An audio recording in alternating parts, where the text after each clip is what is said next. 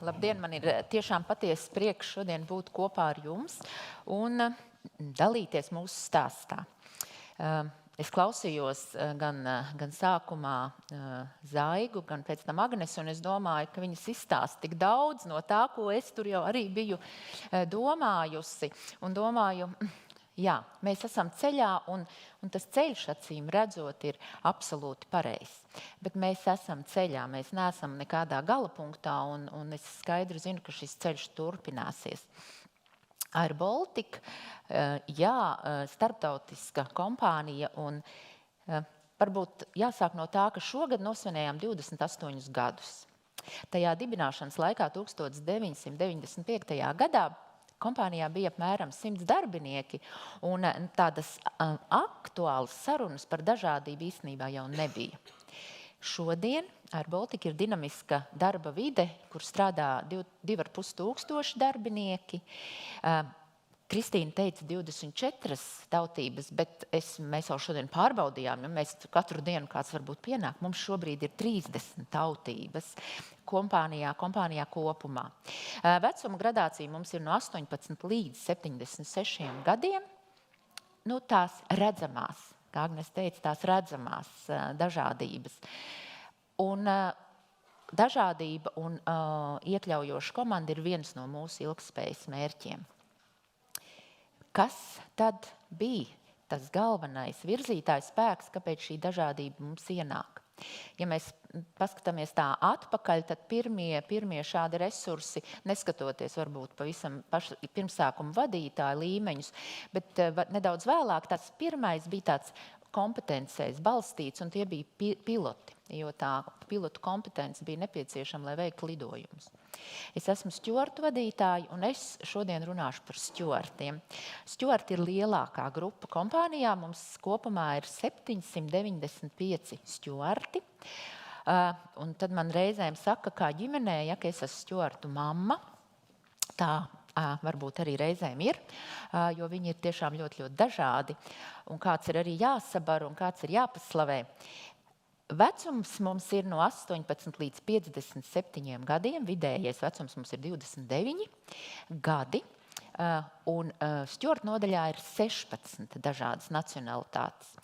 Latvieši tieši, Latvijas pilsoņi mums ir 67%, un pārējie ir no dažādām ārvalstīm.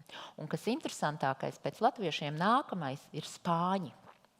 Dīvaini, ko spāņi meklē Latvijas ziemā, bet te viņi ir, un mēs esam ļoti, ļoti priecīgi par to. Tajā 95. gadā nebija tādas problēmas nokomplektēt stjuartu sastāvu, jo Latvijas darba tirgus to piedāvāja.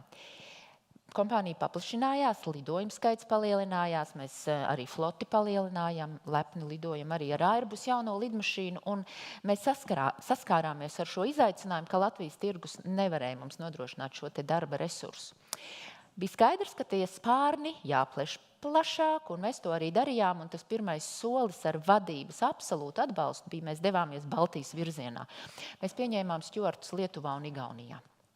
Dinamika turpinājās, viss jauki, un tad norāvām stopkrānu, kaut gan lidmašīnā mēs zinām, nav stopkrāna, bet 2020. gads to izdarīja, un jūs visi to ļoti labi izjutāt, bet starptautiskos pārvadājumus pārtraucām uz 62 dienām pilnīgi, kas, protams, rezultējās arī ar darbinieku skaita samazināšanu un visām pārējām mums visiem zināmām lietām. Bet tas arī posms beidzās, un tā dinamika, ar kādu mēs nācām atpakaļ šajos lidojumos, jo visi laikam bija noilgojušies lidot, bija ļoti strauši. Un mēs sapratām, ka mums tie spārni ir jāpleš vēl plašāk, un mēs viņus pletām Eiropas virzienā. Un mēs jau uzrunājām stjuartus ar jau esošu stjuartu kvalifikāciju. Tātad Eiropā tajā brīdī bija gana daudz brīva stjuartu darba spēka, jo, diemžēl, Covida laikā vairākas kompānijas slēdza savu darbību. Un šis bija solis, ko mēs paralēli Latvijai, mēs, protams, arī Latvijas cilvēkus uzrunājām, mēs gājām Eiropā. Pilnīgi jauna pieredze. Man šeit jautājums, ja es saku stjuards, kāda ir tā pirmā vīzija jums, kas nāk prātā? Kāda ideja pasakat man, kas ir stjuards? Tā, pirmais, kas jums tā? Viņš ir stjuards, kāda ir ideja? Kurš sagaida? Parasti ziniet, kas ir interesanti, saka stjuards, bet visi domā uzreiz par stjuarti, par sievieti. Tāda modeles tipa, sievieti jauna parasti, ja? Tāda Gvineta Paltrova, kā filmā Augstu mākoņos. Jā, tā tas ir, bet tā tas ir tai filmā. Reālajā dzīvē, protams, viss ir savādāk. Un šeit man jāsāk runāt par tām lietām, kuras pieminēja pašā sākumā gan Zai, gan Agnes pēc tam, par tām mūsu atziņām, ar kurām mēs saskārāmies, kad šajā posmā ienāca mums šie kolēģi no dažādām Eiropas valstīm. Un pirmā lieta ir stereotipi. Tās stereotips, kāds tad ir tas stjuards, kādam tad viņam ir jāizskatās. Un īstenībā šeit ir tāds zināms pamatojums. Ja jūs paskatīsieties senas fotogrāfijas, jūs redzēsiet, ka tur visas stjuards īstenībā ir sievietes. Ja? Mūsdienās, jā, stereotips, kurš mums veidojas dzīves laikā, kurš mums īstenībā padara dzīvi diezgan vienkārši, mums vajag ilgāku laiku, lai mēs kļūtu fleksiblāki, lai mēs varētu to pamainīt. Šī bija pirmā lieta, stereotipi. Otrā bija aizspriedumi, un šeit es vairāk runāšu par darbiniekiem, kuri jau bija Air Balticā. Šeit parādījās tādas dabiskas bailes. Kas tad tagad būs? No kaut kurienes atņems man darbu. Mēs paši šeit ļoti labi strādājam. Mēs Latvijā zinām, kā mums te jāstrādā ar Baltikas stjuardiem. Viņi tur varbūt tā kā, ko viņi te darīs? Tad es tiešām ļoti saprotamas bailes, kas veidojas kaut kādā neizpratnē un tā tālāk. Kāpēc mums tas jādara? Šeit galvenais mums bija nemest plinti krūmos, un tas, ko mēs darījām, mēs ļoti skaidrojām, mēs strādājām ar cilvēkiem un skaidrojām, kāpēc mēs to darām. Un tad primāri tā kā biznesa vajadzība, bet otra lieta, mēs iedevām arī tam mūsu kopējam stjuardu kolektīvam tādu pilnīgi citu garšu. Nevis pilnīgi citu garšu, bet tā kā pievērām drusciņu asumiņu kaut kādu, ja, tā kā tādā gardā ēdienā. Jo šie kolēģi, kas nāca no Eiropas, viņi nāca ar lielisku pieredzi, ar stjuardu pieredzi, ar dzīves pieredzi, piedevām ar temperamentu. Pilnīgi citu temperamentu brīžiem, kas mums, kā jau arī minēja Toms, ja, kā ziemeļniekiem reizēm mums varbūt ļoti nodara šādas lietas.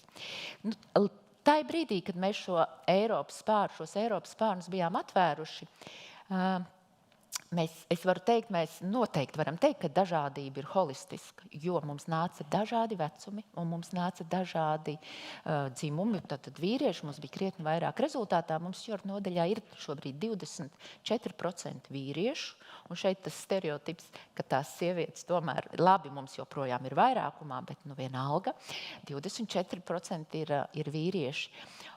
Un mums vidējais vecums no 25 pirms tam paaugstinājās uz 29 gadiem. Tā kā, bet to daļu, ko šie cilvēki iedeva ar savu pieredzi kā eksperti un vispār, jo to mēs absolūti pat nevaram tā izmērīt. Ja? Jūs esat lidojuši, jūs zinat, stjuardi iet, viņi strādā, viņi servē, viņi runājās. Un ņemot vērā, ka pasažieri mums ir ļoti dažādi, tā pievienotā vērtība, ka šie cilvēki pirmkārt arī varēja runāt uz tādu Barcelonas lidojumu, lidoja spānis, viņš ļoti labi iejutās spāņu valodā. Viņi iedeva ļoti plašu šādu servisa sajūtu mūsu pasažieriem. Vēl viena lieta, par ko es gribu runāt, un atziņa, ar kuru mēs saskārāmies, tie ir iekšējie noteikumi. Arī, kas īstenībā ir ieradumos balstīti, visu laiku tā ir bijis, tā iet ļoti labi, un mēs esam tā kā iestrādājušies viss kārtībā. Ir vērts apstāties, padomāt, vai viņi ir gan elastīgi, un varbūt mums vajag kaut ko pamainīt. Ja? 2022. gadā mēs paziņojām, ka mēs pilnībā atceļam redzamu tetovējumu ierobežojumu stjuardu pozīcijai. Mēs nakts laikā saņēmām 400 darba pieteikumus.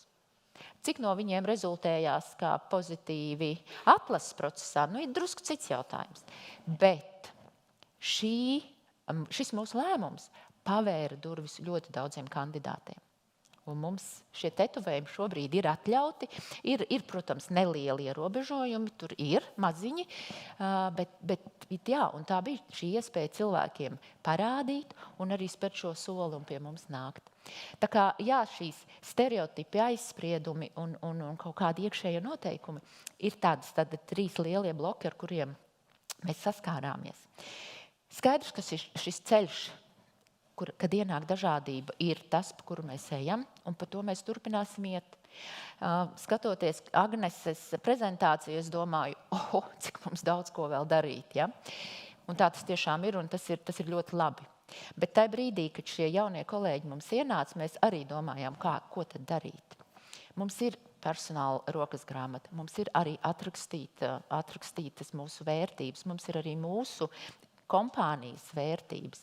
Un tad, kā jau minēju, mums bija svarīgi ar cilvēkiem runāt. Stjuarts nekad uz borta nav viens. Mēs vienmēr esam komandā, mēs esam minimums vismaz 3.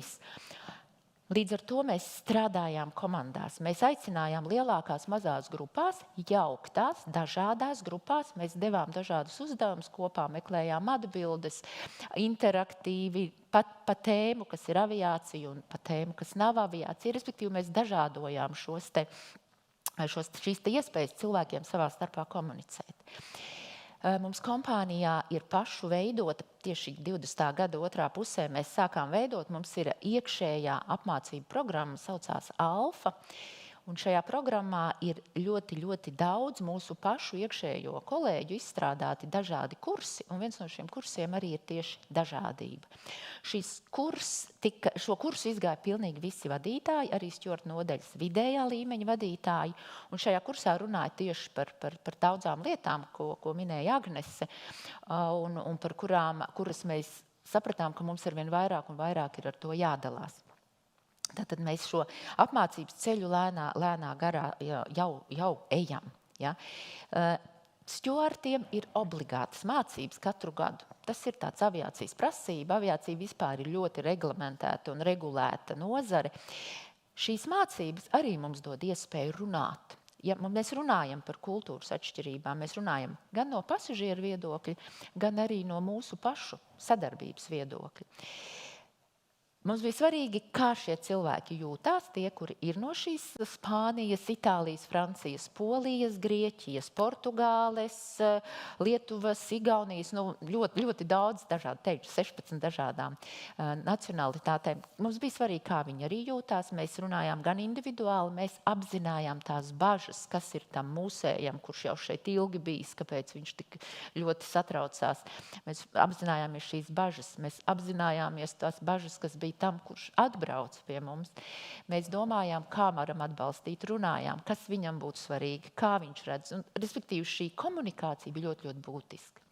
Komunikācija no vadības puses arī bija ļoti atbalstoša. Katrā mūsu prezidenta, mums ir tāds nedēļas prezidenta brīfings, nav latviešu vārds, bet tā kā sapulcīte, kur prezidents stāsta par kompāniju, par stratēģijām, par lietām, kas šobrīd aktuāls.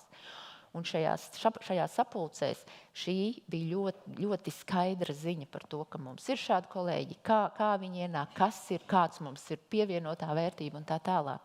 Līdz ar to mēs ļoti daudz tādu fokusu likām uz šo sadarbību un iekļaušanu, lai mēs esam viens otram pieņemami. Tas nebija viegli, tas prasīja laiku, un tas joprojām šodien arī mums vēl prasa laiku, bet mēs esam ļoti, ļoti tālu jau aizgājuši uz priekšu. Tā galvenā lieta ir nemest plinti krūmos. Un es teicu, ka mēs esam ceļā, un mēs ejam pa šo ceļu. Un viens tāds varbūt padoms, ko es noteikti ar kur es gribētu dalīties, ir par to, ka tas pirmais ir apzināties un nosaukt tos riskus vai tās problēmas, kuras tur veidojas, un nenobīties no tām. Neizlikties, ka to nav. Ir, un skaļi par tām runāt. Aicināt darbiniekus par tām runāt. Lai viņi brīvi nāk un brīvi izsakās, vēršot uzmanību, ka šeit ir lieta, par kuru ir jāpadomā. Es šeit nejutos varbūt labi, vai šeit kaut kas liecināja, ka mani ne tā grib tur iztulko, ja? Lai par šīm lietām cilvēki runā. Jo tikai tad mēs varam ar to strādāt un tikai tad mēs varam veidot šo te kopējo sadarbību.